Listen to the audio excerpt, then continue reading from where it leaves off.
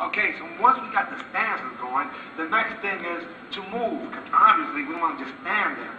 So, an easy way to remember how to move will be looking at an actual clock. Not a digital clock, of course, but a clock that has number 12 in the top, 6 in the bottom, 3 and also 9, or vice versa. So, you move the foot closest to the direction where you want to go. So if you wanted to go forward, you move your front foot first. If you wanted to go back, you want to move your back foot first. If you want to go to the right, you move your right foot first. And if you want to go to the left, you move the left foot first. It's extremely important that you have what is considered balance, which will also be, right? You got to have balance.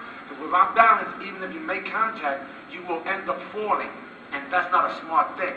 We want to prepare ourselves for any given situation, whether it's in a tournament aspect of fighting or even in the street. So I do not recommend us throwing ourselves on the floor. A lot of people don't have these basics in footwork, so that's the reason why they, at times, instead of moving out the way, they throw themselves onto the ground. Not highly recommended. Okay, so again, here we go. And you guys can do along with me. Now I know, in your case, 12 o'clock will be behind because you're facing me. This is my 3 o'clock, that's your 9 o'clock. But I'm going to use my clock, meaning because I'm looking directly at you. And that's what I want you guys to do. You can put your hands up in any posture that you feel comfortable, whether it's crowded, universal, boxing, or basic, and also measure. But if you notice, my back foot here is in what's called a trigger position.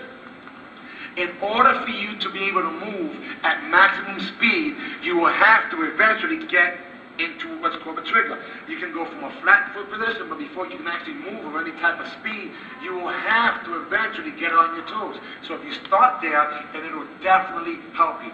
Okay, so we'll do this really quick. You go to 12 o'clock, and then back to the center of the clock. You go to 6 o'clock, back to the center of the clock. Okay, let's try it again. In this case, we'll do your clock.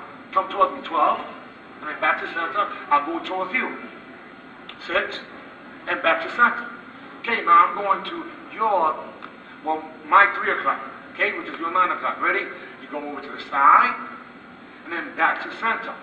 Then the opposite, to the left, your case is right, and back to the center. Seems a little confusing, but the easiest way to remember is that if you're going to your left, you move your left foot first. If you're going to your right, you move your right foot first. Practice that, and that will be the foundation for the best block in the world, not being there. In a few minutes, a few seconds, I'll be back, and I'm going to show you how to properly use this B basic in order for you to score.